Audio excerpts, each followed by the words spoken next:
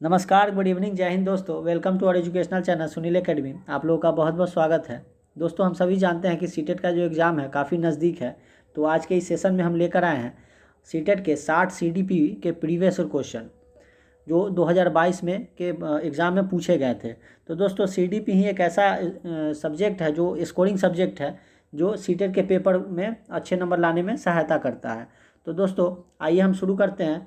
आज का पहला प्रश्न देखते हैं। और दोस्तों, आपका कितना नंबर आता है ये लास्ट में कमेंट बॉक्स में ज़रूर हमें बताइएगा। तो दोस्तों, चलिए शुरू करते हैं। देखिए, आज का पहला प्रश्न है, ये सारे प्रश्न जो है 2022 के एग्ज़ाम में पूछे गए प्रश्न हैं। तो देखिए दोस्तों, पहला प्रश्न है कि निम्न में से कौन सा नियम यह सुझाव देता है कि शरीर के विभिन्न अंग विकास के विभिन्न चरणों में भिन्न भिन्न दरों से विकसित होते हैं। तो विकास एक आयामी होता है, ये बिल्कुल गलत है। विकास एक दिशाई होता है, ये भी बिल्कुल गलत है। आगे देखते हैं, विकास एक असतत प्रक्रिया है, ये भी गलत है। विकास एक दिशा और विकास की दिशा जो होती है अधोगामी और शीर्षगामी, यानी सिर से पैर की तरफ होती है और केंद्र से, यानी अधोगामी मतलब होता है केंद्र से शरीर के चारों दिशाओं की ओर होती है। ठीक है, तो इसका राइट आंसर हो जाएगा ऑप्शन नंबर 4। विकास की दिशा जो होती है अधोगामी और शीर्षगामी होती है। अगला प्रश्न देखते हैं। अगला प्रश्न है कि निम्न में से कौन सा कथन सही है। देखिए कि विकास का विकास जो है, बच्चों का विकास एक सामाजिक सांस्कृतिक परिप्रेक्ष्य में होता है। बचपन वह अवधि है जिसे 10 भिन्न अवस्थाओं में बांटा जा सकता है। बच्चों की सोच सामाजिक अंतःक्रिया से प्रभावित नहीं होती है। बच्चों का विकास केवल आनुवांशिकता पर आधारित होता है। देखिए, केवल एक नेगेटिव वर्ड है, ये जहाँ भी हो ये नेगेटिव वर्ड है। यहाँ क्वेश्चन यहाँ पूछा क्या है कि निम्न में से कौन सा कथन सही है, कौन सा सही पूछ रहा है। तो ये केवल है यानी नेगेटिव वर्ड है, इसको पहले ही काट देंगे। बच्चों की सोच जो होती है सामाजिक अंतःक्रिया से प्रभावित नहीं होती है, यहाँ भी नहीं है, इसको भी काट देंगे क्योंकि होती है। बच्चों की जो सोच जो है सामाजिक अंतःक्रिया से प्रभावित होती है, तो ये भी गलत हो गया। बचपन वह अवधि है जिसे 10 भिन्न अवस्थाओं में बांटा जा सकता है, ये भी क्या है, गलत है। तो बच्चों का जो विकास है एक सामाजिक सांस्कृतिक परिप्रेक्ष्य में होता है, यह बिल्कुल सही है। यहाँ पूछ रहा है क्या कि कौन सा कथन सही है, तो ये 1 नंबर जो है वो ऑप्शन 1 जो है वो सही है, क्योंकि बच्चों का जो विकास होता है वो सामाजिक सांस्कृतिक परिप्रेक्ष्य में ही होता है। चलिए अगला प्रश्न देखते हैं। अगला प्रश्न क्या कहता है कि अनुवांशिक विन्यास के पूर्व निर्धारित रूप से प्रकट होने की प्रक्रिया क्या कहलाती है। तो अनुकूलन, अधिगम, सामाजिकरण, परिपक्वता। तो देखिए इसका राइट आंसर हो जाएगा ऑप्शन नंबर 4। परिपक्वता ही है जो अनुवांशिक, जहाँ भी अनुवांशिक रहेगा ना, अनुवांशिक जहाँ भी आप देखिएगा वो परिपक्वता से ही संबंधित रहेगा। ठीक है, तो ना अनुकूलन से, ना अधिगम से, ना सामाजिकरण से, अनुवांशिक की बात हो गई, तो ये परिपक्वता हो जाएगा इसका आंसर। ठीक है, चलिए अगला प्रश्न देखते हैं। प्रश्न है 4 नंबर। 4 नंबर प्रश्न कहता है कि डैश समाजीकरण का प्राथमिक और डैश समाजीकरण का द्वितीय कारक है। तो देखिए, परिवार, विद्यालय, मीडिया, परिवार, विद्यालय, मीडिया, या मीडिया, पास पड़ोस। जो देखिए प्राथमिक जो समाजीकरण का जो प्राथमिक है वो परिवार होता है। ये परिवार जो है वो प्राथमिक कारक है। किसका, समाजीकरण का जो प्राथमिक कारक कौन है, तो परिवार ही है। सबसे पहले बच्चे कहाँ पलते हैं, तो परिवार में, परिवार से ही सीखते हैं। जब 0 से 2 वर्ष के होते हैं तब तक क्या होते हैं, परिवार में ही पलते हैं। तो परिवार क्या है, ये प्राथमिक समाजीकरण है। समाजीकरण का प्राथमिक कारक कौन है, तो परिवार है। और द्वितीय कौन सा है, तो विद्यालय होगा। उसके बाद कहाँ जाते हैं बच्चे, तो विद्यालय में, यानी द्वितीय कारक विद्यालय हो गया। यहाँ देखिए परिवार द्वितीय कारक नहीं है। यहाँ मीडिया, विद्यालय, यहाँ भी नहीं है। विद्यालय जो है वो द्वितीय कारक है। मीडिया, पास पड़ोस, तो ये मीडिया जो है ये भी द्वितीय कारक है, और पास पड़ोस जो है ये भी द्वितीय कारक है। तो जो प्रथम जो कारक है समाजीकरण का वो परिवार, और द्वितीय जो है विद्यालय होगा, मीडिया होगा, पास पड़ोस, ये सब क्या है, द्वितीय कारक है। लेकिन प्राथमिक समाजीकरण का प्राथमिक कारक कौन सा है, तो वो है परिवार। आइए दोस्तों अगला प्रश्न देखते हैं। अगला प्रश्न है 5 नंबर कि लॉरेंस कोहलबर्ग के अनुसार 7-8 वर्षीय बच्चों में नैतिक निर्णय लेने का आधार क्या होता है।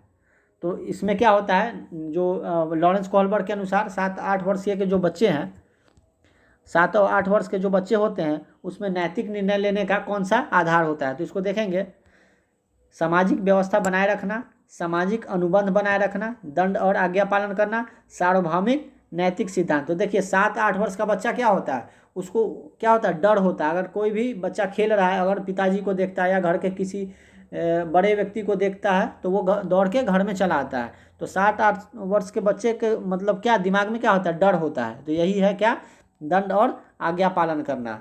जो लॉरेंस कोहलबर्ग के अनुसार 7-8 वर्षीय बच्चों का नैतिक निर्णय लेने का कौन सा आधार होता है, तो दंड और आज्ञा पालन करना। ठीक है, आइए अगला प्रश्न देखते हैं। अगला प्रश्न है कि जीन पियाजे के, देखिए जीन पियाजे के सिद्धांत में क्रमबद्धता किस संदर्भ में प्रयोग हुआ है। जो जीन पियाजे हैं उनके सिद्धांत में क्रमबद्धता जो है किस संदर्भ में प्रयोग हुआ है। तो वस्तुओं को किसी एक आयाम जैसे लंबाई पर आधारित क्रम देना, दूसरों का परिप्रेक्ष्य लेने की क्षमता, चिंतन एवं वर्णनात्मक रूप जैसे कहानी कथन में होता है, स्थानों जैसे अपने विद्यालय का स्थाकीय मानचित्रण करने की क्षमता। तो देखिए जो ये क्या कह रहा है कि जीन पियाजे के सिद्धांत में क्रमबद्धता जो है वो वस्तुओं को किसी एक आयाम जैसे लंबाई पर आधारित क्रम देना, यही होता है। ठीक है, क्रमबद्धता जो है, क्रमबद्धता से हम क्या समझते हैं कि वस्तुओं को किसी एक आयाम जैसे लंबाई और आधारित पर क्रम देना। ठीक है, आइए अगला प्रश्न देखते हैं। 7 नंबर प्रश्न है। 7 नंबर प्रश्न क्या कहता है कि जीन पियाजे के अनुसार, देखिए 5 वर्षीय नसीमा को यह लगता है कि चिकनी मिट्टी के गोले को यदि दबाकर सांप के रूप में परिवर्तित करे तो चिकनी मिट्टी बढ़ जाती है।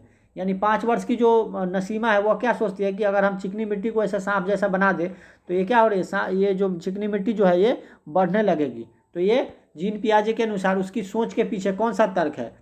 तो देखिए जीववाद, केंद्रीयता, परिकल्पित निगमनात्मक संक्रमण, परिमाण निकलना। तो देखिए इसका राइट आंसर हो जाएगा ऑप्शन नंबर 2, ये सेंट्रेशन का गुण है इसके अंदर। जीन पियाजे के अनुसार इसकी सोच का तर्क जो है वो सेंट्रेशन यानी केंद्रीयता। केंद्रीयता यही जीन पियाजे के अनुसार इसकी सोच के पीछे कौन सा तर्क है, तो वो है केंद्रीयता। ठीक है, आइए अगला प्रश्न देखते हैं। अगला प्रश्न है लेव वाइगोत्स्की के संज्ञानात्मक विकास का सिद्धांत डैश पे आधारित है। तो सामाजिक संरचना, व्यवहारवाद, मनोविश्लेषण, सार्वभौमिकता। तो देखिए ये क्वेश्चन क्या कहता है कि क्वेश्चन कह रहा है कि लेव वाइगोत्स्की के संज्ञानात्मक विकास का जो सिद्धांत है वो किस पे आधारित है। तो सामाजिक, व्यवहार, मनोविश्लेषण या सार्वभौमिक। तो देखिए हम जानते हैं कि लेव वाइगोत्स्की में जहाँ भी समाज की बात हो, यानी समाज, सामाजिक ऐसे जहाँ भी बात हो तो वो लेव वाइगोत्स्की के ही संज्ञानात्मक विकास का सिद्धांत कहलाता है। यानी जहाँ भी समाज दिख जाए वो समझ जाए कि ये लेव वाइगोत्स्की का ही सिद्धांत है। ठीक है, तो इसका राइट आंसर ऑप्शन नंबर 1 हो जाएगा। जहाँ भी आप देखिए लेव वाइगोत्स्की जो है वो समाज से ही जुड़े हुए हैं। सामाजिक सांस्कृतिक परिप्रेक्ष्य जहाँ भी दिख जाए, आपको सामाजिक संरचना दिख जाए तो आप लेव वाइगोत्स्की मार देना है। ठीक है, चलिए अगला प्रश्न देखते हैं। अगला प्रश्न है 9 नंबर। इसमें भी आ गया क्या, लेव वाइगोत्स्की। तो देखिए लेव वाइगोत्स्की ने बच्चे के स्वयं से संवाद यानी प्राइवेट स्पीच, स्वयं से संवाद करने की क्रिया के लिए किस शब्द का प्रयोग किया है। तो जो स्वयं से हम बात करते हैं किसी भी काम, बच्चे को देखिएगा कि वो कुछ खेलते रहेगा और अपने आप में बोलते रहेगा, मतलब खेलते रहना है और बोलते रहना है, कुछ कुछ बोलते रहना है। तो ये क्या कहलाता है, तो ये निजी संवाद, उच्च स्वर में वार्ता, पार, स्व केंद्रीयता। तो देखिए इसका राइट आंसर हो जाएगा ऑप्शन नंबर 1, निजी संवाद यानी प्राइवेट स्पीच। ये प्राइवेट स्पीच है। ठीक है, यह प्राइवेट स्पीच है। जब भी बच्चे अगर खेलते रहते हैं तो आपस में कुछ बोल रहे हैं, खेल रहे हैं, गुड्डे गुड़िया से खेल रहे हैं, लेकिन अपने आप में कुछ बोले जा रहे हैं, तो ये क्या है, ये है प्राइवेट स्पीच। ये बच्चों पर भी या बड़ों पर भी डिपेंड करता है। बड़ों भी जैसे कोई काम कर रहे होते हैं या कहीं बैठे होते हैं अकेले में तो खुद से बात कर रहे होते हैं, तो वो क्या है, वो है प्राइवेट स्पीच यानी निजी संवाद। तो इसका राइट आंसर ऑप्शन नंबर 1 हो जाएगा। आइए अगला प्रश्न देखते हैं। अगला प्रश्न है कि एक प्रगतिशील कक्षा में निम्न में से कौन सी विशेषता है। तो ड्रिल और अभ्यास पर जोर देना, ये बिल्कुल नहीं करना, ये नेगेटिव वर्ड है। ड्रिल और अभ्यास करना ये तो एक प्रगतिशील कक्षा की विशेषता ही नहीं है। योग्यता आधारित अस्थायी अलगाव, ये भी गलत है। सहयोगितापूर्ण अधिगम, पुरस्कार एवं दंड का प्रयोग, पुरस्कार एवं दंड का प्रयोग एक प्रगतिशील कक्षा की निशानी नहीं है। सहयोगिता यानी सहायता प्रदान करना और पूर्ण अधिगम ये क्या है, प्रगतिशील कक्षा की विशेषता है। तो इसका राइट आंसर ऑप्शन नंबर 3 हो जाएगा, ये इसका राइट आंसर है। आइए अगला प्रश्न देखते हैं। अगला प्रश्न है, एक बच्चे में, देखिए यह सारे प्रश्न जो है वो प्रीवियस ईयर प्रश्न है जो 2022 में पूछे गए थे, 2023 में फिर नहीं पूछे गए, इस 2000 ये जुलाई में 2022 के लास्ट में नहीं पूछे गए थे, और अभी जो है जुलाई अभी एग्ज़ाम जो होने वाले हैं सीटेट के, इसमें ऐसे प्रश्न जरूर पूछे जाएंगे, क्योंकि एक साल गैप करके ये प्रश्न जो है वो पूछे जाते हैं। तो आइए दोस्तों अगला प्रश्न देखते हैं कि एक बच्चे में दूसरों की नियत और इच्छाओं को समझने की योग्यता यह बुद्धि के किस स्वरूप को दर्शाती है? तो स्थानिकीय संबंध बुद्धि, अंतराव्यक्तीय बुद्धि, देखिए अंतःव्यक्ति बुद्धि और प्राकृतिक बुद्धि।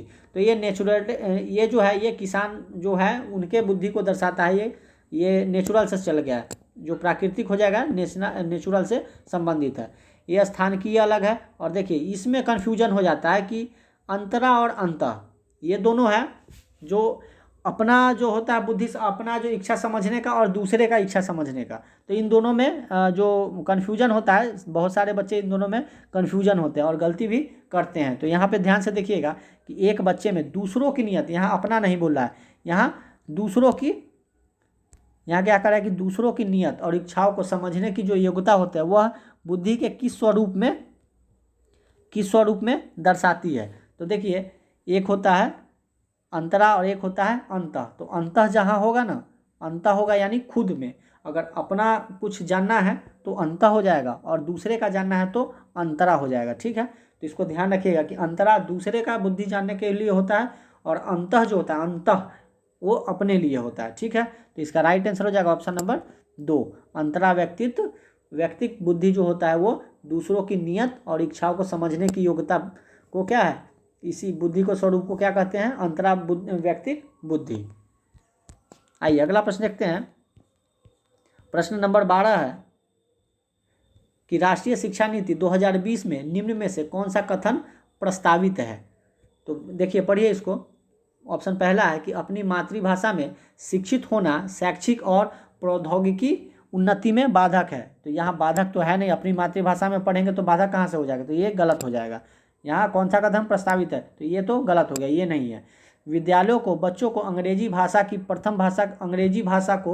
प्रथम भाषा के रूप में सिखाने और बोलने के लिए प्रोत्साहित करना चाहिए। तो जो राष्ट्रीय शिक्षा नीति जो है 2020 है, जो क्या कहता है कि प्राथमिक कक्षा में मातृभाषा में पढ़ाना चाहिए, तो यहाँ अंग्रेजी भाषा बता रहा है, तो ये भी क्या हो गया, गलत है। अगला है कि बाल विद्यार्थियों के लिए बहुभाषी होने के लिए उच्च संज्ञानात्मक लाभ है। और अगला है कि द्विभाषी उपागम विद्यार्थियों में उलझन पैदा करता है और सीखने में क्या करता है, बाधक डालता है। तो देखिए ये क्या कह रहा है, रुकिए एक सेकेंड, हाँ ये क्या कह रहा है कि जो द्विभाषी उपागम जो है ये विद्यार्थियों में उलझन पैदा करता है और सीखने में बाधा डालता है। तो ये तो बिल्कुल गलत है, क्योंकि एक स्कूल में जो है कई सारे विद्यार्थी आते हैं और कई अलग अलग भाषा बोलते हैं। जैसे कोई स्कूल है, दिल्ली में कोई स्कूल है, तो वहाँ पे अदर स्टेट के बच्चे वहाँ जाते हैं, तो कोई मराठी बोलेगा, कोई पंजाबी बोलेगा, कोई हिंदी बोलेगा, कोई भोजपुरी बोलेगा, कोई उड़िया बोलेगा, मतलब सब जो बच्चे हैं वो अपने लैंग्वेज में बात करेंगे। तो उससे क्या होता है कि कुछ समझते हैं कुछ नहीं समझते हैं, लेकिन उससे क्या होता है कि भाषा का आदान प्रदान होता है और धीरे धीरे रहते एक दूसरे का भाषा बच्चे समझने लगते हैं। तो ये द्विभाषा जो उपागम है वो विद्यार्थियों में उलझन पैदा करता है, तो उलझन पैदा नहीं करता है, तो इसलिए ये भी गलत है। मतलब उलझन यहाँ पैदा करता है, तो यहाँ उलझन जो है पैदा नहीं करता है, तो इसलिए ये भी गलत हो गया, ये भी गलत है, ये भी गलत है। इसका राइट आंसर हो जाएगा ऑप्शन नंबर 3। बाल विद्यार्थियों के लिए बहुभाषी जो है होने की संज्ञा क्या है, उच्च संज्ञानात्मक लाभ है। यानी बहुभाषी अगर कक्षा है तो उसमें बच्चे क्या है कि सभी का भाषा एक दूसरे से सीखेंगे और अच्छे रूप में अच्छे से सीखेंगे और समझेंगे भी। तो इसलिए इसका राइट आंसर ऑप्शन नंबर 3 है। यही है जो राष्ट्रीय शिक्षा नीति 2020 प्रस्तावित है, इसी पे प्रस्तावित है। अगला है 13 नंबर प्रश्न है कि जेंडर भूमिकाएं, जेंडर जो है, देखिए यह प्रश्न जो है अभी हाल ही में हम एमएड का जो एंट्रेंस एग्जाम दिए थे उसमें यह प्रश्न आया था। तो जेंडर जो भूमिकाएं है डैश है, अधिग्रहित है, अधिग्रहित व्यवहार है, जन्मजात है, जैविक संरचनाएं हैं या अनुवांशिक निर्धारित है। तो देखिए जेंडर जो है वो क्या है, नहीं जैविक संरचना है, न ही अनुवांशिक है, न ही जन्मजात है, ये क्या है, अधिग्रहित है। व्यक्ति जो है अधिग्रहित कर चुके हैं जेंडर को, ठीक है। तो इसका राइट आंसर हो जाएगा ऑप्शन नंबर 1। जेंडर जो है, जेंडर क्या है, तो जेंडर जो है वो अधिग्रहित व्यवहार है, न कि जन्मजात है, न ही जैविक है। तो क्या करते हैं कि बच्चे क्या करते हैं, तो इसको गलती मार देते हैं। गलती कैसे मार देते हैं कि देखते हैं कि जेंडर भूमिका है, तो जेंडर क्या है, तो बायोलॉजिकल है, तो मार देते हैं जैविक संरचना है। तो जैविक संरचना नहीं है, इसको नहीं मानना है। ये क्या है, जेंडर क्या है, व्यक्ति अधिग्रहित किए हुए है कि यह जेंडर के बारे में अपनी भूमिका अपना दिमाग में बैठा लिए हुए हैं शुरू से ही कि जेंडर मतलब क्या है जेंडर के बारे में। तो ये अधिग्रहित व्यवहार है, व्यक्ति का बचपन से ही अधिग्रहित कर लेता है कि ये लड़का है, ये लड़की है, ठीक है। तो ये है इसका राइट आंसर ऑप्शन नंबर 1 हो जाएगा। आइए अगला प्रश्न है 14 नंबर प्रश्न है कि सतत एवं समग्र मूल्यांकन का प्राथमिक उद्देश्य है, तो क्या है, तो छात्रों के प्रदर्शन की एक दूसरे से तुलना करना, छात्रों की समझ को आंकना, पाठ्यक्रम तथा शिक्षा शास्त्र को इसके अनुसार रूपांतरित करना, छात्रों का उसके प्रदर्शन के अनुसार वर्गीकरण करना, छात्रों को किसी विषय में सफल और विफल घोषित करना। तो देखिए ये क्या कहता है कि सतत और समग्र मूल्यांकन का मतलब उद्देश्य क्या है, तो छात्रों के प्रदर्शन की तुलना करना तो नहीं है, जहाँ भी तुलना करना आएगा ये नेगेटिव वर्ड है, तो इसलिए जो मूल्यांकन होता है वो तुलना करने के लिए नहीं होता है, तो ये गलत हो गया। दूसरा है छात्रों की समझ को आंकना और पाठ्यक्रम तथा शिक्षा शास्त्र को इसके अनुसार रूपांतरित करना, छात्रों को उसके प्रदर्शन के अनुसार वर्गीकरण करना, ये भी गलत है। कभी भी उसको उसके प्रदर्शन के अनुसार वर्गीकरण क्लास में नहीं करना, ये भी गलत है। छात्रों को किसी विषय में सफल और विफल घोषित करना, तो देखिए ये भी नहीं है, विफल और सफल और विफल घोषित नहीं करना है, बच्चे डिमोटिवेट हो जाते हैं उससे, ठीक है। तो इसका राइट आंसर ऑप्शन नंबर 2 हो जाएगा। छात्रों को क्या है, छात्रों की समझ को आंकना है और पाठ्यक्रम तथा शिक्षा शास्त्र को इसको अनुसार रूपांतरित करना है। बच्चे जैसे हैं, देखिए अभी हम एक एग्जाम दे के आए, मेड का एंट्रेंस दिए थे, उसमें क्या कर दिया था, आंसर की में ही गलत दिया था। क्या किया था कि जो एक प्रश्न था कि जो शिक्षा और शिक्षा शास्त्र को क्या है कि विद्यालय को क्या करना चाहिए कि विद्यालय को बच्चे के अनुरूप ढालना चाहिए। तो उसमें आंसर में क्या सही दे दिया हुआ था कि बच्चे को विद्यालय के अनुरूप ढालना चाहिए, व्यवस्था के अनुरूप बच्चे को ढालना चाहिए। तो ऐसे प्रश्न थे जो गलत हो गए थे, उसमें आंसर की में ही गलत आया था यूनिवर्सिटी से ही। तो बच्चे को क्या है, व्यवस्था को क्या करना चाहिए, बच्चे के अनुरूप ढालना चाहिए। नई शिक्षा नीति में यही बताया गया कि बच्चे की गलती नहीं है, यहाँ पे बच्चे को सबसे ऊपर रखना है, सर्वोपरि किसको रखना है, बच्चे को। और बच्चे के अनुरूप, जैसे बच्चे पढ़ना चाहते हैं वैसे टीचर को पढ़ाना चाहिए, बच्चे के अनुरूप, बच्चे जैसे हैं उसको समझ के पढ़ाना चाहिए। तो यहाँ इसका राइट आंसर हो जाएगा ऑप्शन नंबर 2, ठीक है। आइए अगला प्रश्न देखते हैं। अगला प्रश्न है 15 नंबर प्रश्न क्या कहता है, 15 नंबर प्रश्न कहता है कि आपकी अपनी कक्षा के लिए मूल्यांकन पद्धति तय करने से पहले एक शिक्षक को किन बातों पर विचार करना चाहिए। जब मूल्यांकन पद्धति तय करेंगे तो किन शिक्षक जो है किन बातों पर विचार करेंगे। तो देखिए मेरे अलावा इन परिणामों का उपयोग कौन करेगा, विशिष्ट छात्रों के अधिगम वक्र का पता लगाने का सर्वोत्तम तरीका क्या है, कौन सा तरीका अध्यापिका को स्वयं के शिक्षा शास्त्र पर चिंतन में मदद करेगा, कौन सी विधि छात्रों को उच्चतम अंक प्रदान करने में मदद करेगी। तो देखिए ये चारों जो है इसका राइट आंसर है, चारों जो है सही है, इसमें नेगेटिव पॉइंट कहीं भी कुछ नहीं है। तो क्वेश्चन है कि अपनी कक्षा के लिए मूल्यांकन पद्धति तय करने से पहले एक शिक्षक को किन बातों पर विचार करना चाहिए। तो ये भी विचार करना चाहिए कि मेरे अलावा इन परिणामों का उपयोग कौन करेगा, विशिष्ट छात्रों के अधिगम वक्र का पता लगाने का सर्वोत्तम तरीका क्या है, ये भी करना चाहिए, विचार करना चाहिए शिक्षक को, कौन सा तरीका अध्यापिका को स्वयं के शिक्षा शास्त्र पर चिंतन करने में मदद करेगा, ये भी करना चाहिए, और कौन सी विधि जो है छात्रों को उच्चतम अंक प्रदान पाने में मदद करेगी। तो ये भी राइट, तो इसका राइट आंसर हो जाएगा ऑप्शन नंबर 1, 2, 3, 4 जो है वो सारे शिक्षक को क्या है विचार करना चाहिए। मूल्यांकन पद्धति तय करने से पहले शिक्षक को ये चारों बातों का विचार करना चाहिए। आइए अगला प्रश्न देखते हैं। अगला प्रश्न है 16 नंबर है कि समावेशी शिक्षा से अभिप्राय है। समावेशी शिक्षा से क्या अभिप्राय है, तो आर्थिक रूप से कमजोर वर्ग का आरक्षण केवल सरकारी विद्यालयों में भी उपलब्ध करवाया जाए, दिव्यांग छात्रों को सिर्फ विशेष विद्यालय में ही शिक्षा दी जाए, सरकारी विद्यालयों में केवल अंग्रेजी भाषा में पढ़ाई जाए, योग्यता से परे होकर सभी बच्चों को गुणवत्तीय शिक्षा उपलब्ध कराई जाए। तो समावेशी शिक्षा का मतलब ही यही है कि सारे बच्चों को एक विद्यालय में शिक्षा, एक कक्षा में शिक्षा दिया जाए। तो इसका मतलब ही यही है। तो समावेशी मतलब सभी को समान लेके चलना।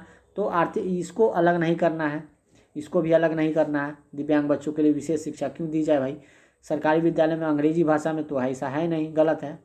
और योग्यता से परे होकर क्या करना है, सभी बच्चों को गुणवत्तीय शिक्षा उपलब्ध करवाई जाए। तो इसका राइट आंसर ऑप्शन नंबर 4 हो जाएगा, बाकी ये गलत है। ठीक है, योग्यता से परे होकर क्या करना है, सभी बच्चों को गुणवत्तीय शिक्षा उपलब्ध कराना है। समावेशी शिक्षा का मतलब ही यही है। आइए अगला प्रश्न देखते हैं। 17 नंबर प्रश्न है। 17 नंबर प्रश्न क्या कहता है कि पढ़ाते समय एक शिक्षक को पाठ सामग्री को दर्शाने के लिए विभिन्न तरीके अपनाने चाहिए। अब कारण दिया है कि शिक्षक को अधिगमकर्ताओं की विविध आवश्यकताएं हेतु अपने शिक्षा शास्त्र को उसके अनुकूल बनाना चाहिए। तो देखिए ये क्या है कि पढ़ाते समय एक शिक्षक को पाठ सामग्री को दर्शाने के लिए विभिन्न तरीके अपना, बिल्कुल सही है कि विभिन्न तरीका अपनाना चाहिए। बच्चों को सिखाने के लिए कई तरीका से समझाना चाहिए। बच्चे इस तरह से नहीं समझ रहे, कोई दूसरा तरीका अपनाना चाहिए, तो कई तरीके अपनाने चाहिए। तो ये तो सही है, कथन जो है इसका सही है। कारण देख लेते हैं कि शिक्षक को अधिगमकर्ताओं की विविध आवश्यकताएं हेतु अपने शिक्षा शास्त्र को उनके अनुकूल बनाना चाहिए। बिल्कुल सही बात है, बच्चे के अनुकूल बनाना चाहिए। जो बच्चे की क्या आवश्यकता है उसके अनुकूल शिक्षक को बनाना चाहिए। ठीक है, तो इसका राइट आंसर है ऑप्शन नंबर 1 हो जाएगा। ए और आर दोनों सही है, और आर क्या करता है कि ए की सही व्याख्या करता है। ठीक है, तो इसका राइट आंसर ऑप्शन नंबर 1 हो जाएगा। चलिए अगला प्रश्न देखते हैं। 18 नंबर प्रश्न क्या कहता है कि एक बच्ची लिखाई में निरंतर कठिनाई का सामना करती है, उसे अक्षर बनाने और शब्दों के बीच अंतराल करने में चुनौती महसूस होती है। यह लक्षण किस अधिकार विकार की ओर इशारा करती है? तो देखिए ये जो है लिखाई में, वो लिखने में उसको कठिन हो रहा है, यानी ऐसे लिखती है, कभी एल को ऐसे कर देगी, कभी एम को डब्लू लिख देगी। तो ये क्या कह रहा है कि एक बच्ची लिखाई में निरंतर कठिनाई का सामना कर रही है, उसे अक्षर बनाने और शब्दों के बीच अंतराल करने में चुनौती महसूस हो रही है। तो ये किसका लक्षण है? तो देखिए पठन वैकल्प, आलेख वैकल्प, गणन वैकल्प, ध्यान एवं अति सक्रिय विकार यानी डिसऑर्डर। वो एक सेकेंड, ये पठन वैकल्प जो है ये तो है नहीं, पढ़ने से तो उसको कोई दिक्कत है नहीं, प्रॉब्लम है नहीं, लिखने से दिक्कत है। ये गणन हो गया, मैथमेटिक्स का जहाँ भी बात आ जाए, मैथ का जहाँ भी बात आता है गणन वैकल्प हो जाएगा, डिस्कैलकुलिया हो जाएगा। यहाँ ये क्या बोलते हैं, ये डिस्ग्राफिया, लिखने से जहाँ भी प्रॉब्लम आए तो डिस्ग्राफिया बोलते हैं, इसको आलेख वैकल्प बोलते हैं, यानी डिस्ग्राफिया इसका संबंधित है डिस्ग्राफिया से, डिसलेक्सिया से संबंधित होता है। पठन वैकल्प को बोलते हैं डिसलेक्सिया, डिसलेक्सिया से पढ़ने से संबंधित होता है। डिस्ग्राफिया होता है लिखने से संबंधित होता है, और डिस्कैलकुलिया जो होता है वो मैथ से संबंधित होता है। ठीक है, और ये तो ध्यान केंद्रित नहीं होता है, उसका है ADHD ऑर्डर होता है, डिसऑर्डर है, तो ध्यान एवं अति सक्रियता विकार होता है। इसका राइट आंसर हो जाएगा ऑप्शन नंबर 2। ठीक है, डिस्ग्राफिया। आइए अगला प्रश्न देखते हैं। प्रश्न है 19 नंबर। 19 नंबर प्रश्न क्या कहता है कि विद्यार्थियों में व्यक्तिगत विभिन्नताओं को पूरा करने के लिए एक शिक्षक को क्या करना चाहिए? विद्यार्थियों के बीच में व्यक्तिगत विभिन्नता है, तो उसको मिलाने के लिए, एक साथ करने मतलब बात करने के लिए, या एक साथ मिला के सबको रखने के लिए एक शिक्षक को क्या करना चाहिए? तो मानकीकृत पद्धतियों एवं आकलन के तरीकों का उपयोग करना चाहिए। तो ऐसा तो नहीं करना चाहिए। मानकीकृत जहाँ भी है ये नेगेटिव वर्ड है, इसको छांट के ही रखना है। ठीक है, अगला है ऑप्शन कि शिक्षा शास्त्रीय उपागम एवं मूल्यांकन के विविध साधनों का उपयोग करना चाहिए। ठीक है, रटन आधारित, देखिए रटन आ गया यहाँ, रटना तो है नहीं भाई, रटना जहाँ भी हो वो भी क्या है, नेगेटिव वर्ड है। यहाँ मानकीकृत आ गया, यहाँ रटना आ गया। अगला है कि पेपर पेंसिल आधारित परीक्षणों की संख्या में वृद्धि करना, और क्या है कि पुनः स्मरण पर बल देना। यहाँ देखिए यहाँ भी ये पुनः स्मरण, ये सब कुछ नहीं करना है। ठीक है, तो इसका जो राइट आंसर है ऑप्शन नंबर, देखिए एक सेकेंड, हाँ इसका राइट आंसर ऑप्शन नंबर 2 हो जाएगा। तो शिक्षा शास्त्रीय उपागम जो है वो मूल्यांकन के विविध साधनों का उपयोग करना चाहिए। शिक्षा शास्त्र में एक बच्चा को पढ़ाते समय हम क्या करना मतलब टीचर को क्या करना चाहिए कि जो जितने भी पढ़े हैं शिक्षा शास्त्रीय उपागम है और मूल्यांकन के लिए कई तरह के साधन का उपयोग करना चाहिए, जिससे बच्चे एक से नहीं समझे दूसरे नहीं तीसरे से, यानी कई तरीक़ा से कई वेराइटी से बच्चों को पढ़ाना चाहिए, समझाना चाहिए, ना ही रटना चाहिए, ना ही मानकीकृत, और ना ही ये पेपर पेंसिल आधारित प्रश्नों का संख्या में वृद्धि करना, पुनर्स्मरण, ये सब क्या है, नेगेटिव वर्ड है। आइए अगला प्रश्न देखते हैं। 20 नंबर प्रश्न है, निम्न में से कौन सा सृजनात्मकता का अनिवार्य लक्षण है? तो अपसारी चिंतन, आवेगशीलता, सोच में केंद्रीयकरण, अभिसारी चिंतन। तो देखिए यह प्रश्न जो है ना, यह प्रश्न आप बहुत सारे ऐसा प्रश्न है जो आप अंग्रेजी में देखिएगा, इंग्लिश में देखिएगा तो वो आपको मतलब तुरंत बना दीजिएगा। यहाँ कोई प्रश्न होता है जो इंग्लिश में आप देखिएगा तो वो समझ में आ जाएगा, लेकिन हिंदी में आप देखिएगा तो कन्फ्यूज हो जाइएगा। तो आप हिंदी इंग्लिश दोनों में देख के वहाँ बनाइएगा। तो ये प्रश्न क्या कहता है कि which of the following is essential characteristics of creativity. Creativity जहाँ भी है ना, जहाँ भी आप देखिए क्रिएटिविटी के बारे में, तो आप क्या करिएगा कि वो क्या है, डाइवर्जेंट थिंकिंग यानी क्रिएटिविटी, यानी दिमाग कई तरीक़ा से आदमी लगाते हैं ना बच्चे। एक जो बच्चे होते हैं जिसके जो आईक्यू सबसे ज़्यादा होता है, जो बच्चे पढ़ने में बहुत ज़्यादा तेज होते हैं, वो क्या करते हैं, किसी भी क्वेश्चन को यानी किसी भी प्रश्न जो हल नहीं हो रहा है उसको कई तरीके से सोल्व करते हैं और कई तरीके से उसको बनाने का प्रयास करते हैं। तो वो क्या कर रहे हैं, डाइवर्जेंट थिंकिंग कर रहे हैं, यानी वो जो अपने सृजनात्मकता कौशल को है उपयोग बहुत कर रहे हैं। तो जहाँ भी आपको क्रिएटिविटी नज़र आ जाए वहाँ आप डाइवर्जेंट थिंकिंग मारेंगे, और जहाँ भी ये अगर नोट रहेगा नहीं रहेगा तो ये कन्वर्जेंट थिंकिंग, मतलब एक आंसर जहाँ भी आएगा कन्वर्जेंट थिंकिंग, और एक से अधिक आंसर जहाँ भी है, प्रश्नों का एक से अधिक आंसर जहाँ भी आएगा वहाँ डाइवर्जेंट थिंकिंग। ठीक है, तो क्रिएटिविटी जहाँ भी आए वो डाइवर्जेंट थिंकिंग आंसर इसका हो जाएगा। चलिए अगला प्रश्न देखते हैं। तो यही होता है कि अभिसारी चिंतन और अपसारी चिंतन। तो डाइवर्जन मतलब अपसारी होता है और ये एक आंसर होगा तो उसका अभिसारी चिंतन होता है। ठीक है, किसी एक तरीक़ा से सोच रहे हैं तो अभिसारी चिंतन, और कई तरीक़ा से सोचते हैं तो वो अपसारी चिंतन। आइए अगला प्रश्न देखते हैं। 21 नंबर प्रश्न है कि छोटे बच्चे ज्ञान की संरचना और अर्थ किस प्रकार निकालते हैं? तो सक्रिय अन्वेषण द्वारा, खेल द्वारा, पदार्थों पर क्रिया और प्रयोग द्वारा, सहपाठियों और व्यवस्थकों द्वारा, सहभागिता द्वारा। तो देखिए इसका जो राइट आंसर हो जाएगा, छोटे बच्चे जो है ज्ञान की संरचना और अर्थ किस प्रकार निकालते हैं? तो सक्रिय अन्वेषण द्वारा, खेलों द्वारा, पदार्थों और क्रिया का प्रयोग करके निकालते हैं, सहपाठियों और व्यवस्थकों संग सहभागिता यानी बात करके। तो ये चारों आंसर इसका सही है, 1 2 3 4। तो इसका राइट आंसर हो जाएगा ऑप्शन नंबर 4, 1 2 3 4। ठीक है, इसका राइट आंसर 1 2 3 4 हो जाएगा। चलिए अगला प्रश्न देखते हैं। अगला प्रश्न है 22 नंबर प्रश्न है कि एक अध्यापिका बच्चों को फ़ोन नंबर रटने के लिए फ़ोन नंबर के 10 अंकों को 3-4 अंकों के समूह में बांट देती है। जैसे कोई अगर जैसे 1 2 3 4 5 6 इतना है नंबर है, तो इसको याद करने के लिए, एक तरफ याद करने के लिए क्या करेगी कि डिवाइड कर देगी इसको, 1 2 3 4 5 6 ऐसे डिवाइड कर देगी। तो याद करने के लिए तो अध्यापिका द्वारा यह सुझाई यह रणनीति क्या कहलाती है? तो खंडीकरण, कूटलेखन, स्वागीकरण या अनुकूलन। तो देखिए जब भी ऐसा क्वेश्चन आएगा तो अगर बात करेगा कि इसको बांटने का, तो यह करेगा खंडीकरण करके बच्चों को समझाता है। तो इसका आंसर हो जाएगा चंकी मतलब खंडीकरण करना, ऐसे टुकड़ों में करके याद करना। बच्चों को टुकड़ों में करके याद करने को सिखाने को क्या कहते हैं? चंकिंग को क्या कहते हैं? इसी को खंडीकरण कहते हैं। आइए अगला प्रश्न देखते हैं। अगला प्रश्न है कि निम्न में से अधिगम की कौन सी दशा जो है विद्यालय में सबसे अधिक बल देना चाहिए? विद्यालय में सबसे अधिक बल देना चाहिए किसको, कौन सी दशा पर? परिवेश से सहभागिता द्वारा कौशल एवं ज्ञान का अर्जन, विषय वस्तु को रटना तो नहीं चाहिए, दूसरों का निष्क्रिय अनुसरण बिल्कुल नहीं, उद्दीपन अनुक्रिया संबंधों में व्यवहार का अनुबंधन। तो देखिए इसका राइट आंसर हो जाएगा ऑप्शन नंबर 1। परिवेश में क्या करना है? सहभागिता करना है और कौशल और ज्ञान का अर्जन करना है। यानी स्कूल में जाएंगे तो बच्चों को क्या करना चाहिए? एक दूसरे से बात करना चाहिए, उस परिवेश में सभी बच्चे से सहभागिता करना चाहिए। ठीक है, रटना नहीं चाहिए, रटना तो है नहीं, निष्क्रिय ये भी गलत है, उद्दीपन अनुक्रिया संबंध व्यवहार का अनुबंधन ये भी गलत है। आइए अगला प्रश्न देखते हैं। 24 नंबर है। 24 नंबर प्रश्न है कि देखिए निम्न में से कौन सा युग्म जो है सामाजिक संरचनात्मक उपागम के अनुसार छात्रों के पढ़ने को सुसाध्य करता है। तो सलमा क्या कर रही है कि सलमा विद्यार्थियों को नए शब्द सिखाने के लिए फ्लैश कार्ड का उपयोग करती है और उनके सही उत्तरों के लिए उन्हें टॉफ़ी देकर पुरस्कृत करती है।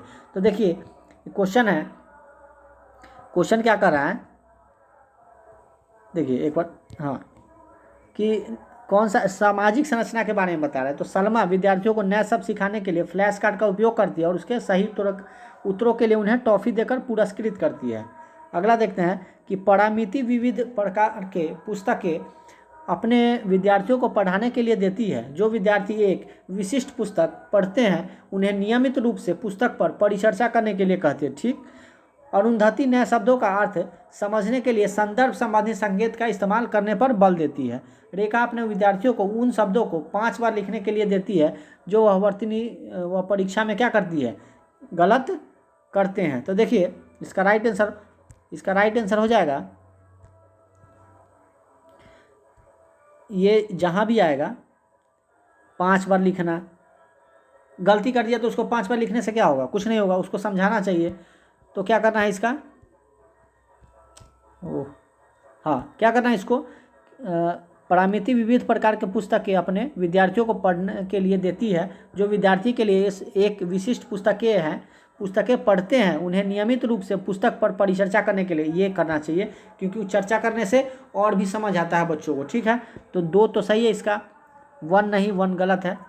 अरुंधति नए शब्दों का अर्थ समझने के लिए संदर्भिक संबंधित संकेतों के इस्तेमाल पर बल देती है, ये भी सही है, क्योंकि कई तरीक़ा से आप समझाइएगा, उसके संदर्भ में कुछ जाके बच्चों को समझाइएगा तो बच्चों को जल्दी समझ आता है। रेखा अपने विद्यार्थियों को उन 5 शब्द, ये नहीं है। ठीक है, तो 1 गलत है, 4 गलत है, 2 और 3, 1 4 है, ये गलत है, ये गलत है, 1 3 ये भी गलत है, 2 और 3 ये सही है, 1 और 2 ये गलत है। तो 1 और 2 और 3 क्या है, इसका राइट आंसर है। ठीक है, अगला प्रश्न देखते हैं। अगला प्रश्न है, एक शिक्षक होने के नाते आप अपने छात्रों में समस्या समाधान क्षमताओं को किस प्रकार सुधार करेंगे। आप एक टीचर हैं तो अपने बच्चों में समस्या समाधान करने के लिए किस प्रकार का उसको मतलब समझाएंगे, सुसाध कैसे कर सकते हैं। तो अपने विद्यार्थियों में डर की भावना पैदा करना, बिल्कुल नहीं, डर तो करना ही, डर की भावना तो पैदा ही नहीं करना है, तो ये गलत है। समस्याओं के हल हेतु अटल तरीके का इस्तेमाल, ये भी गलत है। अटल तरीके, एक तरीका करना है कि ना इसी तरीका से समस्या का समाधान करना है, ये भी गलत है। समरूपों के इस्तेमाल को बढ़ावा देकर निष्क्रिय रटन पद्धति को इस्तेमाल कर बढ़ावा देकर, रटन तो करना नहीं है, समरूपों का इस्तेमाल करना है, यानी वैसे ही जैसे कोई प्रश्न का हल होता है तो उसके समरूप में बताना है कि ये कैसे इसका हल होगा, इसको इस्तेमाल करके कैसे उसको बढ़ावा देकर उसको बताना है, सिखाना है बच्चे को। तो इसका राइट आंसर हो जाएगा ऑप्शन नंबर 3, समरूपों के इस्तेमाल को बढ़ावा देकर बच्चे में समस्या समाधान क्षमताओं को बढ़ाना है। ठीक है, अगला प्रश्न देखते हैं, 26 नंबर है। 26 नंबर प्रश्न क्या कहता है कि निम्नलिखित में से कौन सा सार्थक अधिगम को सुसाध करेगा। सार्थक अधिगम को, तो कक्षा में संदर्भ रहित अधिगम को बढ़ावा देना, संदर्भ रहित नहीं संदर्भित होगा, ये गलत हो गया। एक समस्या पर विविध तरीके से विचार करने के लिए प्रोत्साहित करना, बिल्कुल सही है। डाइवर्जन थिंकिंग रखना है, डाइवर्जन थिंकिंग लगाना है बच्चों को समझने के लिए। अगला है कि रट्टा मार, रट्टा तो मारना नहीं है। शिक्षक द्वारा सैंपल पर लिखे उत्तरों को नकल नहीं करना है भाई, तो इसका राइट आंसर 2 हो जाएगा। देखिए CDP है ऐसा सब्जेक्ट है जो आपको सीटेट का पेपर पास करने में बहुत मदद करेगा। आप जितना हो सके इसमें स्कोर उठाइए, क्योंकि 30 में से आप 25 प्लस लाते हैं तभी भी आप समझिए कि आप सीटेट पास करने लायक है। नहीं तो 25 से कम लाते हैं तो वो ठीक बात नहीं है।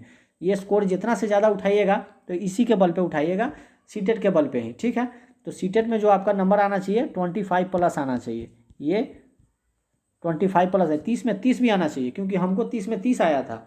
ठीक है, पेपर 1 में भी हमको 30 में 29 आया और पेपर 2 में हमें 30 में 30 आया था। तो जो यही सब्जेक्ट जो है आपका CDP ही ऐसा सब्जेक्ट है जो आप जितना से ज़्यादा हो सके इसको स्कोर उठाइए, मतलब 30 में 30 भी उठाइए आप, तभी आपको सीटेट पेपर में आप सोचिए कि हमको ज़्यादा नंबर आया तो यही नंबर लाएगा आपको। आइए, ये हो गया प्रश्न। अब अगला प्रश्न हम देखते हैं। प्रश्न है 27 नंबर। 27 नंबर प्रश्न क्या कहता है कि अगर विद्यार्थी अपने कार्य की सफलता को आंतरिक कारणों पर आरोपित करते हैं तो उनमें डैश की भावना उत्पन्न होगी, शर्म की, गुस्सा की, गर्व की, उत्कंठा की। तो देखिए अपने कार्य को सफलता को आंतरिक कारणों से आरोपित करते हैं तो उन्हें क्या होगा, अगर कोई बच्चा अपने कार्य में सफल हो गया है, बच्चा क्या करता है कि कार्य में सफल हो गया है, तो क्या करेगा? वो शर्म करेगा? बिल्कुल नहीं। गुस्सा करेगा? नहीं जी। उत्कंठा रहेगा? नहीं। वो क्या करेगा? गर्व करेगा। अगर कोई विद्यार्थी है जो सफलता प्राप्त कर लिया, नौकरी हो गई उसको, तो क्या करेगा? वो अपने आप पे गर्व करेगा, गर्व महसूस करेगा कि हम ये कर लिए। तो इसका राइट आंसर ऑप्शन नंबर 3 हो जाएगा। 28 नंबर है कि शिक्षा के प्राथमिक स्तर पर बहुसंवेदनीय उपागम के इस्तेमाल को प्रोत्साहित करना चाहिए, क्योंकि क्यों करना चाहिए? तो यह अधिगम को और अधिक प्रभावशाली बनाता है,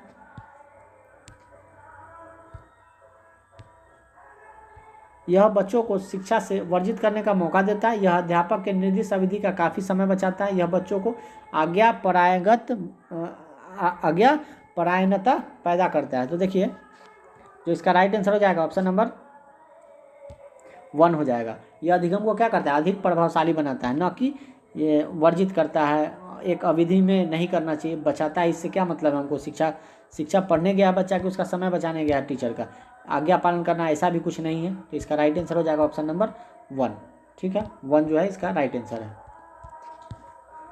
अगला प्रश्न है 29 नंबर प्रश्न देखिए कि बच्चे अक्सर विभिन्न संकल्पों के बारे में वैकल्पिक संकल्पनाएं और भ्रांतियां गठित कर लेते हैं। मतलब बच्चे जो है बचपन में होते हैं तो वो एक किसी चीज़ के बारे में कई भ्रांतियां उत्पन्न कर लेते हैं कि हाँ हम उड़ सकते हैं, शक्तिमान उड़ता है तो हम भी उड़ जाएंगे, ऐसे करके गठित कर लेते हैं। इस संदर्भ में निम्न में से कौन सा कथन सही नहीं है? नहीं की बात कर रहा है, तो नहीं नेगेटिव भी ढूंढना है। तो क्या कहा था ऑप्शन कि एक अध्यापिका को बच्चों द्वारा गठित वैकल्पिक संकल्पनाओं और भ्रांतियों को सख्त रूप से हतोत्साहित करना चाहिए। उसका अगर भ्रांति हो गया तो उसको क्या करना चाहिए? डिमोटिवेट करना चाहिए? नहीं, क्योंकि भ्रांतियाँ क्या होती है? एक नेचुरल चीज़ होता है। भ्रांतियाँ जो है बच्चों में भ्रांतियाँ होना एक नेचुरल चीज़ है। तो यहाँ नहीं पूछा था तो यही नहीं करना चाहिए। अगला इसमें ऑप्शन और देख लेते हैं कि बच्चों और वयस्कों में वैकल्पिक संकल्पना भ्रांतियों का गठन बहुत स्वाभाविक है। बिल्कुल सही है, ये तो स्वाभाविक है ही। एक अध्यापिका को निश्चित रूप से इन वैकल्पिक संकल्पनाओं और भ्रांतियों पर गौर करना चाहिए, क्योंकि ये सीखने सिखाने के लिए प्रक्रिया में महत्वपूर्ण है। ये भी सही है। भ्रांति क्या है? भ्रांति एक नेचुरल चीज़ है, यह सीखने सिखाने की प्रक्रिया में बेहद महत्वपूर्ण है। वैकल्पिक संकल्पनाओं और भ्रांतियाँ सदैव निराधार नहीं होती है, बल्कि बच्चों को अपने आसपास की दुनिया के बारे में सहज समझ को दर्शाती है। तो ये भी सही है। क्वेश्चन नेगेटिव पूछा था तो इसलिए इसका राइट आंसर हो जाएगा ऑप्शन नंबर 1। इसको हतोत्साहित नहीं करना चाहिए बच्चों को। अगर बच्चे कोई भी भ्रांति बना लेते हैं तो उसको हतोत्साहित नहीं करना चाहिए। तो यही इसका right answer option number 1। Negative का आंसर नेगेटिव। अगला प्रश्न है कि निम्न में से अधिगम का कौन सा परिप्रेक्ष्य यह कहता है कि ठोस प्रलोभन और पुरस्कार द्वारा विद्यार्थियों को सीखने के लिए अभिप्रेरित किया जा सकता है? तो देखिए, मानवतावादी, व्यवहारात्मक, संज्ञानात्मक या सामाजिक सांस्कृतिक। तो देखिए क्या कर रहा है कि क्वेश्चन कर रहा है कि कौन सा परिप्रेक्ष्य ठोस प्रलोभन और पुरस्कार द्वारा विद्यार्थियों को सीखने के लिए अभिप्रेरित किया जा सकता है। तो इसका राइट आंसर हो जाएगा ऑप्शन नंबर 2, व्यवहार द्वारा, व्यवहारात्मक। यानी बच्चों का क्या होता है? पुरस्कार देते हैं तो उसका व्यवहार चेंज हो जाता है, तो उसका व्यवहार बदल जाता है। तो अभिप्रेरित किससे करते हैं? तो व्यवहारात्मक। इसका राइट आंसर हो जाएगा ऑप्शन नंबर 2। आइए दोस्तों, अब जल्दी जल्दी अगला प्रश्न देखते हैं। देखिए, ये सारे प्रीवियस ईयर क्वेश्चन है, 2022 के प्रीवियस ईयर क्वेश्चन है और सारे इंपॉर्टेंट है। ऐसे ही प्रश्न आते हैं सीडीपी में, आपको पेपर 1 हो या पेपर 2 हो, सब प्रश्न जो है ना मिक्स ऐसे ही आते हैं। ठीक है, तो आइए जल्दी जल्दी देख लेते हैं अगला प्रश्न। अगला प्रश्न क्या कहता है? कथन है कि बच्चों के शारीरिक विकास में देरी के लिए पूरी तरीके से उनके आनुवंशिक बनावट को जिम्मेदार ठहराया जा सकता है। इसका कारण दिया है कि बच्चों के शारीरिक विकास के लिए वंशानुगत कारण ही क्या होते हैं? उत्तरदायी होते हैं। तो ऐसा कुछ नहीं है। ऐसा क्या है? कुछ नहीं है। तो ये भी गलत है और ये भी गलत है। पूरी तरीके से वंशानुगत कारक ही उत्तरदायी होते हैं, ऐसा कुछ नहीं है। तो इसका राइट आंसर हो जाएगा ए और आर दोनों क्या है? ए और आर दोनों ही गलत है। आइए जल्दी जल्दी देख लेते हैं। अगला प्रश्न है निम्नलिखित में से कौन सा सूक्ष्म कौशल के उपयोग का एक उदाहरण है? एक होता है ग्रोस मोटर स्किल, एक ग्रोस मोटर स्किल होता है, एक फाइन मोटर स्किल होता है। ग्रोस मोटर जहाँ मसल का ज़्यादा उपयोग होता है, फाइन मोटर जहाँ मसल का कम उपयोग होता है। एक होता है ग्रोस और एक होता है फाइन। फाइन मतलब हो गया कि जहाँ कम मसल का यूज हो, ग्रोस मतलब हो गया जहाँ ज़्यादा मसल का यूज हो। तो यहाँ बोलता है कि कौन सा सूक्ष्म कौशल यानी फाइन मोटर स्किल, सूक्ष्म कौशल के उपयोग का उदाहरण। दौड़ना, इसमें क्या होता है, ज़्यादा मसल का यूज होता है। चलना, इसमें भी ज़्यादा, देखिए हाँ, दौड़ना क्या है, दौड़ रहे हैं तो ज़्यादा मसल का यूज होगा। चलना है, उसमें भी ज़्यादा मसल का यूज हो रहा है। घसीट कर लिखना, कूदना, तो कूदना में भी मसल का यूज हो रहा है। घसीट कर लिखना, घसीट कर लिखना है तो उसमें मसल का यूज कम हो रहा है। इसलिए यही फाइन मोटर स्किल का उदाहरण, ठीक है, सूक्ष्म कौशल का यही उदाहरण है। तो इसका राइट आंसर ऑप्शन नंबर 3 हो जाएगा। इसका 3 हो जाएगा इसका राइट आंसर। अगला देखते हैं कि इनमें से कौन सा बच्चा मध्य बाल अवस्था में होगा। एक बच्चा जो सामाजिक भूमिकाओं की नकल करना शुरू कर रहा है काल्पनिक खेल के दौरान। एक बच्चा जिसने नियम के अर्थ की समझ विकसित कर ली और तर्क कर सकता है। एक बच्चा जो संभावित कारणों की परिकल्पना कर सकता है और तदनुसार जटिल प्रयोगों की योजना बना सकता है। एक बच्चा जो अभी स्थूल कौशल दिखाना शुरू कर रहा है, जैसे कि पेंसिल और एवं अन्य वस्तुओं को पकड़ना। तो देखिए यहाँ मध्य बाल अवस्था के बारे में बात किया है। क्या किया है, मध्य बाल अवस्था के बारे में क्या किया है, ये बात किया है। तो मध्य बाल अवस्था में बच्चे क्या करते हैं, एक बच्चा जो नियम के अर्थ को समझ विकसित कर ली है और तर्क कर सकता है, वही क्या है, तर्क करना जानने लगता है, वो मध्य बाल अवस्था में, ठीक है। प्रारंभिक बाल अवस्था में तर्क नहीं कर सकता है, लेकिन मध्य बाल अवस्था में वो तर्क करना सीख लेता है। तो इसका राइट आंसर ऑप्शन नंबर 2 हो जाएगा। आइए अगला प्रश्न है कि फिल्मों और विज्ञापनों से व्यवहार के जेंडर उपयुक्त तरीकों के बारे में बहुत संकेत मिलते हैं। यह समाजीकरण की डैश संस्था के रूप में डैश की भूमिका पर प्रकाश डालता है। तो देखिए इसका राइट आंसर हो जाएगा ऑप्शन नंबर 2, मीडिया और द्वितीय। मीडिया जो है कौन सा कारक है, मीडिया द्वितीय कारक है, ठीक है। तो मीडिया जो है यह समाजीकरण की द्वितीय संस्था के रूप में द्वितीय की भूमिका पर प्रकाश डालता है। तो इसका राइट आंसर हो जाएगा ऑप्शन नंबर 2। चलिए अगला प्रश्न देखते हैं। प्रश्न 5 है कि पूर्व संक्रियात्मक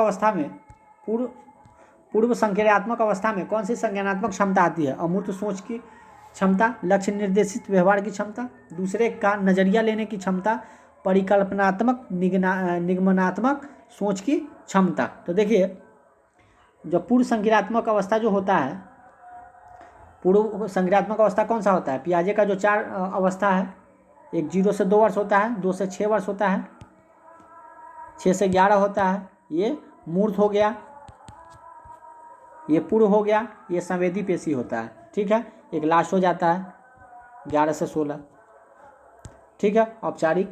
तो इसका राइट आंसर हो जाएगा लक्ष्य निर्देशित करने की व्यवहार की क्षमता जो है वो क्या है, पूर्व संक्रियात्मक अवस्था में संज्ञानात्मक क्षमता जो आती है वो क्या होती है, लक्ष्य निर्देशित व्यवहार की क्षमता। आइए अगला प्रश्न देखते हैं। अगला प्रश्न है कि पियाजे के अनुसार एक शिक्षक का डैश और डैश का होना बहुत जरूरी है। तो पियाजे के अनुसार एक शिक्षक का कैसा होना जरूरी है, गतिशील और लचीला, संरचित और अनम्र, सहानुभूति और पारदर्शी, यांत्रिक और व्यवहारवादी। तो देखिए क्या टीचर को क्या होना चाहिए, गतिशील होना चाहिए और लचीला होना चाहिए। तो इसका राइट आंसर हो जाएगा ऑप्शन नंबर 1, गतिशील और लचीला। एक शिक्षक को गतिशील और लचीला होना चाहिए। अगला है लेव वाइगोत्स्की, यानी लेव वाइगोत्स्की जहाँ जाएगा वहाँ सामाजिक और संरचना का सिद्धांत हो जाएगा, ठीक है। तो इसको ध्यान से देखिएगा। लेव वाइगोत्स्की के विचार में क्या है, संज्ञान भाषा से स्वतंत्र है, संज्ञानात्मक विकास भाषा के विकास को निर्देशित करता है, भाषा संज्ञानात्मक विकास को सुगम बनाती है, संज्ञानात्मक जो है विकास भाषा के विकास से संबंधित नहीं है। तो संज्ञान क्या है, भाषा से स्वतंत्र है, संज्ञान जो है भाषा से स्वतंत्र है, संज्ञानात्मक विकास भाषा के विकास को निर्देशित करती है, भाषा संज्ञानात्मक विकास को सुगम बनाती है, भाषा जो है संज्ञानात्मक विकास को क्या करती है, सुगम बनाती है। यानी इसका राइट आंसर यही हो जाएगा ऑप्शन नंबर 3 जो है, भाषा ही जो क्या है वो किसी को संज्ञान समझने में, उसका विकास करने में सुगम बनाती है, ठीक है। चलिए दोस्तों आज के लिए इतना ही, मिलते हैं फिर अगले वीडियो में। फिर एक नया सेशन लेके आएंगे और सारे CDP के प्रश्न लेके आएंगे आपके लिए। और बताइए कमेंट बॉक्स में कि आपको साइंस का भी चाहिए, पेपर 2 साइंस का, और उसके बाद में ईवीएस का किसका लेके आए, और बहुत सारे ढेर सारे जो प्रीवियस ईयर क्वेश्चन है वो आपको चाहिए तो हम दे सकते हैं, क्योंकि पीडीएफ में भी दे सकते हैं, और अगर आप वीडियो में देखना चाहते हो तो इसमें भी देख सकते हैं। ईवीएस का और सीडीपी का प्रश्न और साइंस के जो है पेपर 2 का प्रश्न और भी हम आपको उपलब्ध करा सकते हैं। ठीक है, तो दोस्तों प्रयास करते रहिए, अभ्यास करते रहिए और अच्छे से पढ़िए। सीडीपी का स्कोर और बढ़िया कीजिए, 25+ लाइए सीडीपी, ताकि आपके सीटेट पेपर अच्छे से क्वालिफाई कर जाए अच्छे नंबरों से। ठीक है, तो आज के लिए इतना ही, मिलते हैं फिर अगले वीडियो में एक नए सेशन में एक नए सब्जेक्ट के साथ। तब तक के लिए नमस्कार। अगर वीडियो अच्छा लगे तो लाइक कर दीजिए और चैनल को ज़रूर सब्सक्राइब कीजिए, ताकि आगे हम भी और भी अच्छे वीडियो आपके लिए लेकर आएँ। ठीक है, तब तक के लिए नमस्कार, धन्यवाद।